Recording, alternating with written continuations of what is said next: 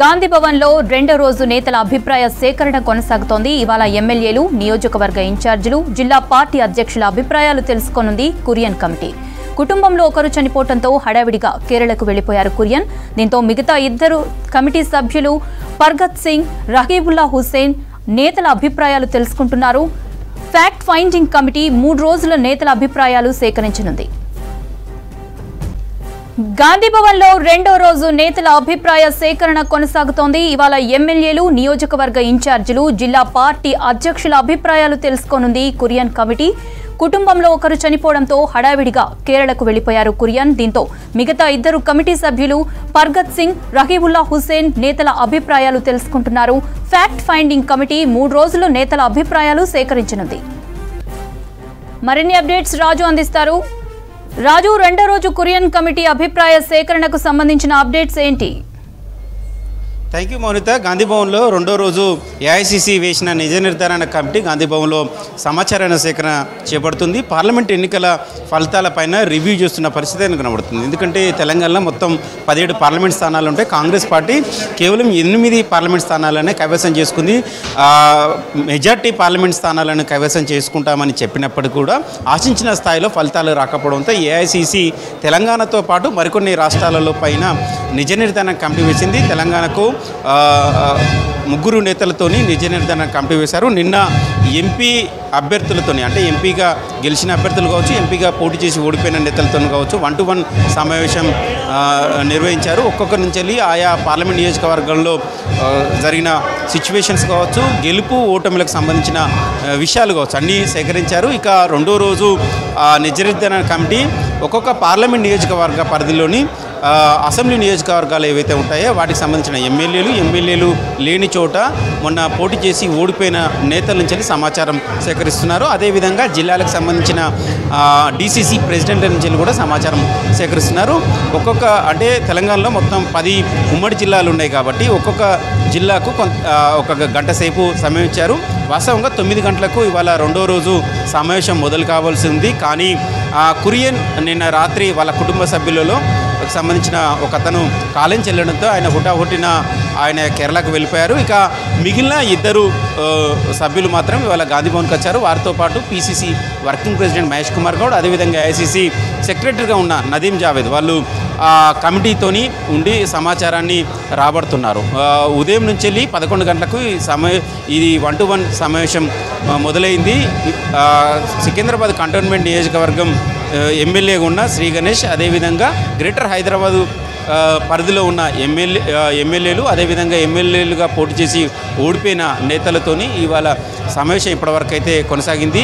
ఇబ్రహీంపట్నం సంబంధించిన ఎమ్మెల్యే మల్రెడ్డి రంగారెడ్డి, అదేవిధంగా అంబర్పేట నుంచి వెళ్ళి పోటీ చేసి ఓడిపోయిన రోహిన్ రెడ్డి, అదేవిధంగా ఖైరతాబాద్ నుంచి వెళ్ళి పోటీ చేసి ఓడిపోయిన విజయారెడ్డి, అదేవిధంగా కొల్లాను హనుమంతరావు, అదేవిధంగా హరివర్ధన్ రెడ్డి, ఉప్పల్ నుంచి వెళ్ళి పరమేశ్వర్ రెడ్డితో పాటు మరికొంతమంది నేతలు ఇప్పటివరకు నిజ నిర్ధారణ కమిటీ ముందు హాజరయ్యారు.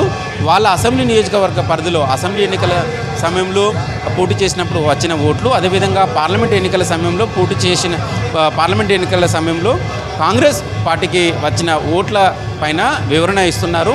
వారి నుంచి కూడా వాళ్ళ పార్లమెంటు పరిధి ఏదైతే ఉందో ఆ పార్లమెంట్లో గెలుపు ఓటములకు గల కారణాలు ఏంటి అని అడుగుతున్నారు. అంటే ఇప్పటి వరకు జరిగిన గ్రేటర్ హైదరాబాద్ పరిధిలో జరిగిన ఎమ్మెల్యేలు కావచ్చు, నియోజకవర్గ ఇన్ఛార్జీల నుంచి సమాచారం రాబట్టే సమయంలో గ్రేటర్ హైదరాబాద్ చుట్టూ ఉన్న ఎంపీలన్నీ ఓడిపోయింది కాంగ్రెస్ పార్టీ. ఇటు సికింద్రాబాద్ కావచ్చు, హైదరాబాదు, మేడ్చల్ మల్కాజ్గిరి కావచ్చు, అదేవిధంగా ఇటు చేవెళ్ళ కావచ్చు, ఈ పార్లమెంటు పరిధులు ఓడిపోయాయి. కేవలం మల్రెడ్డి రంగారెడ్డి తన భువనగిరి పార్లమెంటు పరిధి కిందికి వస్తుంది ఇబ్రహీంపట్నం. అక్కడి నుంచి వెళ్ళి చామల కిరణ్ కుమార్ రెడ్డిని 2.5 లక్షల ఓట్ల మెజార్టీతో గెలిపించాం.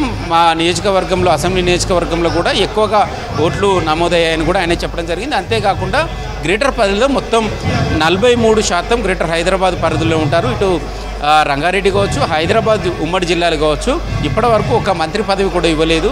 తెలంగాణలో కాంగ్రెస్ పార్టీ అధికారంలో వచ్చిన తర్వాత 43% ఉన్న పబ్లిక్ ఉన్న గ్రేటర్ హైదరాబాద్లో మంత్రి పదవులు కేటాయించకపోవడం వల్ల కూడా అభివృద్ధి జరగట్లేదు, ఆశించిన స్థాయిలో అభివృద్ధి జరగట్లేదు. మంత్రి పదవులను ఇక్కడ కేటాయించాలని కూడా ఈ నిజ నిర్ధారణ కమిటీ ముందు ఆయన వివరించినట్టు తెలిసింది. తను కాంగ్రెస్ పార్టీలో సీనియర్ నేతను, ప్రజెంట్ ఎమ్మెల్యేలను వీలైతే తనకు కూడా అవకాశం ఇవ్వాలని కూడా మల్రెడ్డి రంగారెడ్డి కోరారు. ఇక మిగిలిన నేతలు కూడా వాళ్ళ అభిప్రాయాలను వ్యక్తపరిచారు. ఓడిపోవడానికి కారణాలు ఏంటి, ఆశించిన స్థాయిలో గ్రేటర్లో పార్లమెంటు ఫలితాలు రాకపోవడానికి కారణాలు ఏంటి అని పైన వివరించడం జరిగింది. కొంత ఎక్కువ వివరించే సమయంలో నేతలు పూర్తిగా మీకు తెలిసిన సమాచారాన్ని లిఖితపూర్వకంగా ఆ పేజీలలో రాసి ఇవ్వాలని కూడా నిజ నిర్ధారణ కమిటీ కోరినట్లు తెలిసింది.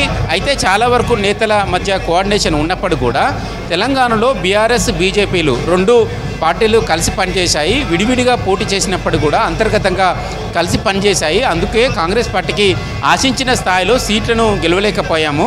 ఎందుకంటే ప్రధాన ప్రతిపక్షమైన బీఆర్ఎస్ తెలంగాణలో ఒక్క సీటు కూడా గెలవలేదు. 7-8 చోట్ల పూర్తిగా డిపాజిట్లు కూడా గల్లంతయ్యాయి. బీజేపీ పార్టీ గెలుపు కోసమే బీఆర్ఎస్ పోటీ చేసింది. అదేవిధంగా బీజేపీకి తెలంగాణలో 8 సీట్లు గెలిచే అవకాశం లేదు. కానీ గెలవడానికి కారణము బీఆర్ఎస్ఏ అనేది ఇవాళ ఎమ్మెల్యేలు, నియోజకవర్గ ఇన్ఛార్జీలు నిజ నిర్ధారణ కమిటీ ముందు వివరించినట్టు తెలిసింది. సేమ్ నిన్న కూడా ఎంపీగా పోటీ చేసిన నేతలు కూడా ఇదే అంశాన్ని ప్రస్తావించారు. తెలంగాణలో బీజేపీకి 8 సీట్లు రావడానికి కారణాలను కూడా వీళ్ళు నిన్న ఇవాళ నేతలు వివరించినట్టు తెలిసింది. ప్రధానంగా కొన్ని ప్రశ్నలు కూడా సంధించినట్టు నిజ నిర్ధారణ కమిటీ కొన్ని ప్రశ్నలు కూడా సంధిస్తుంది. ఇన్ఛార్జీలు కావచ్చు, మిగతా నేతలు కావచ్చు, ఏ విధంగా పనిచేశారు, దానికి సంతృప్తిగా ఉన్నారా లేరా అనే దానికి సంబంధించిన అంశాలను కూడా ప్రస్తావించారు. దాంతోపాటు సరైన అభ్యర్థులనే ఎంపిక చేసిందా లేదా ఏఐసిసి, అంటే అసెంబ్లీ నియోజకవర్గానికి సంబంధించిన ఇన్ఛార్జీలు కావచ్చు, ఎమ్మెల్యేలు కావచ్చు, వాళ్ళను కూడా ఈ అంశాన్ని అడుగుతుంది. ఎందుకంటే నిన్న ఎంపీలుగా గెలుపొందిన నేతలు, అదేవిధంగా ఎంపీలుగా పోటీ చేసి ఓడిపోయిన నేతలను ఆ ప్రశ్నలను ప్రస్తావించలేదు. కానీ ఇవాళ నియోజకవర్గాల నుంచి పిలిచిన సందర్భంలో వీరు ముందు అయితే సరైన అభ్యర్థులనే కాంగ్రెస్ పార్టీ బరిలోకి దింపింది అని మీరు భావిస్తున్నారా లేదా, ఓటమి కారణాలు అభ్యర్థుల సంబంధించిన బలాబలాలు సరితూగాయా లేదా అని ప్రశ్నించినట్టు తెలిసింది. అయితే కొన్ని పార్లమెంట్ నియోజకవర్గాల అభ్యర్థుల ప్రకటన ఆలస్యం కావడం వల్ల అదొక కారణమని కూడా చెప్పచ్చు అని కొంతమంది నేతలు చెప్తున్నారు. ఎందుకంటే వాళ్ళు పూర్తి స్థాయిలో లాస్ట్ మూమెంట్ వరకు వారే అభ్యర్థిగా ఉంటారనేది కూడా తెలియకపోవడం వల్ల దాంతో కొద్ది ఇబ్బందులు తలెత్తాయి. ఎందుకంటే మల్కాజ్గిరి నుంచి వెళ్ళి సునీత మహేందర్ రెడ్డి వాళ్ళు ఆశించింది చేవెళ్ళ టికెట్ ఆశించారు. చివరి మూమెంట్లో వాళ్ళని తీసుకొచ్చి మల్కాజ్గిరి చేయడం వల్ల కూడా వాళ్ళు కూడా పూర్తి స్థాయిలో గ్రౌండ్లో పనిచేసుకొని వెళ్ళలేకపోయారు అనేది కూడా మల్కాజ్గిరికి సంబంధించిన నేతలు ప్రస్తావించినట్లు తెలిసింది. చిన్న కొన్ని కారణాలను కూడా వివరించినట్టు తెలుసు. సో వీరి నుంచి కూడా అభిప్రాయ సేకరణ తీసుకున్నారు. ఇక మిగిలిన జిల్లాలకు సంబంధించిన ఎమ్మెల్యేలు కావచ్చు, అదేవిధంగా నియోజకవర్గ ఇన్ఛార్జీలు కూడా గాంధీ భవన్కు వస్తున్న పరిస్థితి. ఇవాళ సాయంత్రం వరకు ఈ సమాచార సేకరణ కొనసాగుతుంది. ఇక రేపు నిజ నిర్ధారణ కమిటీ జిల్లాల పర్యటన ఉండే అవకాశం అయితే ఉంటుంది. ఎందుకంటే గాంధీ భవన్లో 2 రోజుల పాటు నిన్న ఇవాళ వాళ్ళకి సంబంధించిన ఫీడ్బ్యాక్ తీసుకున్న నిజ నిర్ధారణ కమిటీ రేపు ఫీల్డ్లోకి వెళ్ళి సీనియర్ కాంగ్రెస్ కార్యకర్తలను కూడా అడిగి తెలుసుకునే అవకాశం ఉంటుంది. ఎందుకంటే 2 రోజులు చెప్పిన సమాచారం గ్రౌండ్లకు వెళ్ళిన తర్వాత తెలుసుకునే సమాచారం ఒకేలాగా ఉంటే ఒకే రకమైన రిపోర్ట్ను ఏఐసిసికి ఇచ్చే అవకాశం ఉంటుంది. లేకపోతే గ్రౌండ్లోకి వెళ్ళిన తర్వాత మరొక రకమైన సమాచారము వస్తే కూడా దానిపైన పూర్తిగా ఇంకా సమీక్షించాల్సి ఉంటుంది. కాబట్టి రేపు గ్రౌండ్లోకి వెళ్ళే అవకాశం ఉంటుంది నిజ నిర్ధారణ కమిటీ. అయితే రేపు ఏ జిల్లాలకు, ఏ పార్లమెంట్ నియోజకవర్గాలకు వెళ్తారనేది ఇప్పటివరకు అయితే సమాచారం లేదు. గాంధీ భవన్ వర్గాల నుంచి వెళ్ళి సాయంత్రం వరకు వచ్చే అవకాశం ఉంటుంది.